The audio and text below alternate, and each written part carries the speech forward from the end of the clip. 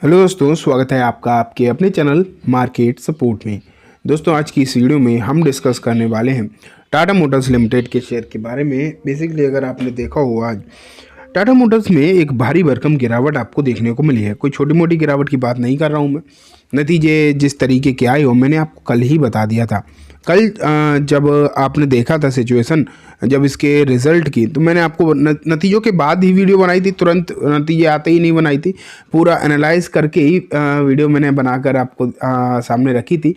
And उसमें मैंने आपको दिखाया था कि टाटा मोटर्स की जो सिचुएशन है वो अच्छी नहीं है, ठीक है। एंड ये सिचुएशन ख़राब हो रही है टाटा मोटर्स की, ये आगे और गड़बड़ हो सकती है क्या, उसी के बारे में आज की इस वीडियो में हम डिस्कस करेंगे कि क्या कहा जा रहा है अलग अलग ब्रोकर फर्म की तरफ से भी, किस तरीके की बातें हैं। एंड साथ में दोस्तों हम दो और शेयर्स के बारे में भी आज हम बात करेंगे। सबसे पहले अगर आप देखो टाटा मोटर्स के बारे में एक रिपोर्ट मैंने रखी है। Tata motors shares under pressure after Q3 misses guidance cut, what should investor do. तो यहाँ अगर आप देखो तो यहाँ पर सिचुएशन जो है दो तीन तरीके से ख़राब हुई है। सबसे पहले मैं आपको बता दूं कि आज सिचुएशन किस तरीके की रही। टाटा मोटर्स में पर्टिकुलरली 7.5% की गिरावट आज देखने को मिली है, ठीक है। 700 के भी अंदर शेयर जो है आज ट्रेड करता हुआ देखने को मिला। 700 के अंदर ये शेयर आ गया और ये डेफिनेटली अच्छी बात नहीं है। अगर आप टेक्निकल फ्रंट से भी देखेंगे तो भी ये बहुत ज़्यादा सिचुएशन ख़राब ही दिखाई दे रही है। शेयर जो ऊपरी स्तर से 40% नीचे आ चुका है। 40% का जो आंकड़ा है वो ऐसा हो चुका है आज के समय पर, मोस्ट ऑफ द शेयर जो है 40% तक टूट ही रहे हैं। कुछ भी करो 40-50% शेयर टूट गए हैं। तो वही सिचुएशन आज आपने टाटा मोटर्स में भी देखी 7% की गिरावट के बाद। तो सिचुएशन तो अच्छी नहीं है, ये बात तो अपनी जगह पूरी तरीके से सच है, ठीक है। लेकिन बात यह आ जाती है कि आगे क्या होगा। इस बार नतीजे तो खराब हुई, 21-22% की गिरावट प्रॉफिट में हुई, लेकिन गाइडेंस भी कोई खास नहीं थी। मैंने आपको एक चीज़ बोला था कि चलो प्रॉफिट अगर गड़बड़ आई भी, अगर गाइडेंस कंपनी सही रखती है तो हो सकता है इतनी दिक्कत ना देखने को मिले। लेकिन 22% की गिरावट प्रॉफिट में तो रही, साथ में गाइडेंस भी खराब ही निकल कर आई हैं। तो अब बात आती है कि जो इनकी जेएलआर की सिचुएशन, मतलब लैंड रोवर जगुआर की, वो भी कोई खास अच्छी देखने को नहीं मिली। तो कहीं ना कहीं ओवरऑल दिक्कत है, ठीक है। तो अब बात आती है कि इस पर जो है ब्रोकरेज फर्म जो क्या कह रहे हैं। तो सबसे पहले अगर हम जेफरीज को देखें तो देखो, जेफरीज ने अपनी एक रिपोर्ट यहाँ पर दी है। एंड इन्होंने जो अंडर परफॉर्मेंस की ही राय यहाँ पर बनाई है। अंडर परफॉर्मेंस का मतलब है कि शेयर यहाँ से भी गड़बड़ी दिखाएगा। कोई अच्छी परफॉर्मेंस जो है यहाँ से आती हुई देखने को हो सकता है ना मिले। जो परफॉर्मेंस आती हुई आने वाले दिनों में देखने को मिलेगी वो भी कोई खास ऑप्टिमिस्टिक उस पर नज़र नहीं आ रहे जेफरीज। और उन्होंने ये टारगेट दिए हैं 660 के दिए हैं। करंट प्राइस 700 की है, या 700 से 2-3 रुपये ही नीचे है, 696 के आसपास। एंड 660 के आसपास के टारगेट की यहाँ पर जेफरीज बात करें तो ये डेफिनेटली दिक्कत तो है यहाँ पर, ठीक है। अगर आप देखो पहले इनकी मतलब इनकी जो राय थी वो बाई की थी, लेकिन अब अंडर परफॉर्मेंस की दिखा दी, अब बाई की नहीं है। नतीजों के हिसाब से चीज़ें बदलती तो हैं, इसमें तो वैसे भी कोई डाउट नहीं। लेकिन वहीं अगर हम चलें नोवामा क्या कह रहा है, नोवामा की भी अगर आप देखोगे तो ये भी जो है रिड्यूस के ही टारगेट दे रहे हैं। समझ पा रहे हो, मतलब रिड्यूस का मतलब सेल ही होता है। 720 के टारगेट है, रिड्यूस की रेटिंग है। फिलहाल 696 पे बंद हुआ है, तो 720 के भले ही करंट प्राइस से थोड़े से ऊपर टारगेट है, लेकिन रिड्यूस का सीधा सीधा मतलब है खरीदना तो बिल्कुल भी नहीं है, बेचो तो और अच्छी बात है। सेल डायरेक्टली नहीं कहा है, इन्होंने कहा है अगर आपके पास 100 शेयर हैं तो घटा के 50 तो खरीदो एटलीस्ट, मतलब कम कर दो।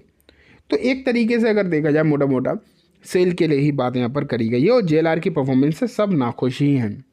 लेकिन वहीं अगर हम कोटक को देखें तो कोटक जहाँ अच्छे नतीजे यस बैंक देता है वहाँ ये देते हैं नेगेटिव रिव्यू, मतलब उस पर बेचने की सलाह देते हैं। और वहीं ख़राब नतीजे जो है पेश करे हैं टाटा मोटर्स ने, उसके बावजूद जो है यहाँ पर ये खरीदने की सलाह दे रहे हैं। कोटक ने तो कुछ आजकल अलग ही रुख अपना रखा है, इसमें कोई भी डाउट नहीं है कि थोड़ा नेक्स्ट लेवल का विचारधारा कोटक की चल रही है अच्छे रिजल्ट वालों पर। और जो जो डबल कर रहे हैं प्रॉफिट वहाँ पर, तो ये लोग कहते हैं कि बेच दो ख़राब है। और जहाँ ख़राब दे रहा है जो नतीजा है वहाँ दे रहे हैं खरीदो। और टारगेट भी बढ़ा दिए, 825 रुपये के टारगेट के साथ कोटक इक्विटीज़ ने इस पर अपनी व्यू पॉइंट दिया है।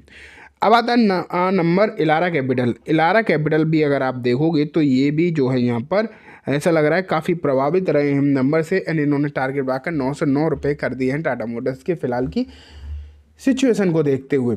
ये नंबर्स के बाद में आए हैं, ये ध्यान रखना है आपको कि नंबर जब निकल कर आ चुके हैं ना, उसके बाद की परफॉर्मेंस है ये। अगर आप ये सोचो कि नंबर्स के पहले आते तो फिर क्या ही सोच रहे होते, तो ये 1000 1100 के टारगेट दे रहे होते। और जब नंबर इतने ख़राब आए उसके बाद इनके जिस तरीके के टारगेट आए वो आपने देखे हैं। अब आगे की सिचुएशन क्या रहेगी ये तो हमें आगे ही पता चलेगा, लेकिन फ़िलहाल आप देख रहे हैं कि जो सिचुएशन आपको अभी के समय पर देखने को मिल रही है वो ठीक ही ठाक है। मतलब इतने मिक्स्ड रिव्यू ही आप मान के चल सकते हैं, थोड़े मिक्स्ड टाइप के रिव्यू हैं। कोई पर्टिकुलरली कुछ ही नेगेटिव है, कुछ पॉजिटिव भी हैं, जो भी है वो आपके सामने मैंने रखा है।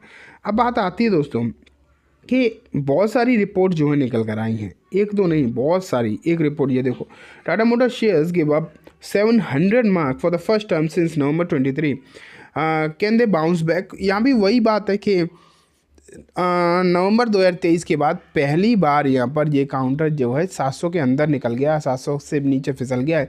क्या यहाँ से ये बाउंस बैक कर सकता है? एंड यहाँ भी अगर आप देखोगे तो कई सारी रिपोर्ट्स आपके सामने रखी गई हैं इस आर्टिकल में भी, और यहाँ पर जेएम फाइनेंशियल्स की वही रिपोर्ट 900 रुपये के टारगेट के साथ दे रखी है इन्होंने, देख पा रहे हो आप। तो रिपोर्ट्स की अगर हम बात करें तो जैसा कि मैं आपको बताता हूँ ना, जैसा आपको सुनना है, जो आप सुनना चाहते हो, कोई ना कोई नया ब्रोकरेज फर्म आपके हिसाब से बात तो कर ही रहा होगा। अगर आप चाहते हो बेचना तो बहुत सारे ब्रोकरेज फर्म आपको ऐसे भी मिल जाएंगे जो ये कहेंगे कि भैया बेच दो।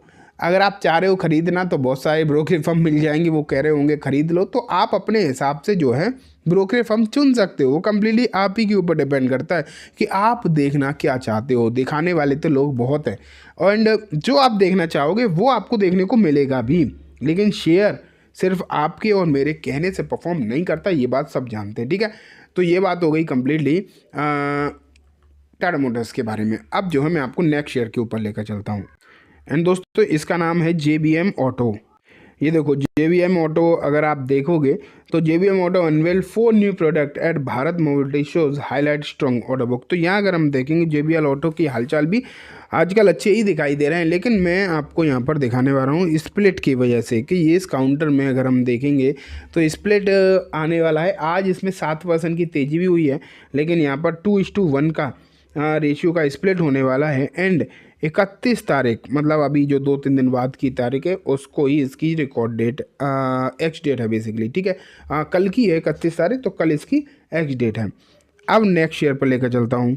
लास्ट शेयर है दोस्तों SRF। देखो आज SRF में एक अच्छी तेजी हुई, लास्ट में से लगभग 6% तक ऊपर निकल कर गया। कुछ अच्छी रिपोर्ट्स भी इसके लिए निकल कर आई, मैनेजमेंट ने आउटलुक दिया है, पॉजिटिव दिया है। लेकिन अगर यहाँ पर देखा जाए, लेकिन एक शेयर है जिसका डिविडेंड कंफर्म है और प्राइस मतलब पता भी है, इमामी 4 रुपये पर शेयर का डिविडेंड दे रही है, एंड 4 फरवरी इसकी जो है एक्सडेट भी नज़र आ रही है। तो चलिए दोस्तों, आज की वीडियो में बस इतना ही। उम्मीद है वीडियो पसंद आई होगी। वीडियो अच्छी लगी हो तो इसे लाइक करना, चैनल को भी ज़रूर सब्सक्राइब करना, जाते जाते बेल आइकन दबाना, जिससे कि जब भी मैं कोई नई वीडियो डालूँ आपके पास नोटिफिकेशन आ जाए। दोस्तों ये वीडियो सिर्फ और सिर्फ एजुकेशन इन्फॉर्मेशन पर्पस है, तो इस किसी भी तरीके की बाइंग सेलिंग के रिकमेंडेशन के तौर पर बिल्कुल भी ना देखें। Thank you.